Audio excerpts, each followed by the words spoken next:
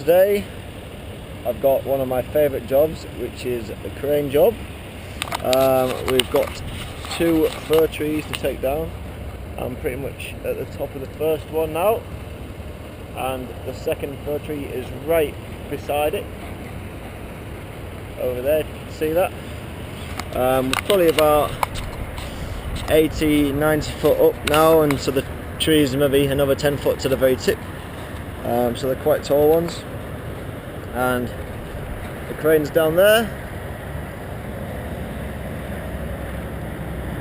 and then we got our truck parked just there, so we're going to drop all the pieces right in that gap on the road. And we've also got I think a 20-yard bin to put the trunks in, so it's nice and easy. Drop the pieces, we're going to strip the branches, chip the branches, and put all the timber in the bin. So today should be fun. It's a lovely day for it. So as long as communication's good with the groundsman and they're doing everything right, today should go very nice and smooth. I've got 2-way radio in my ear just to keep in contact with the guys on the ground. So let's get started.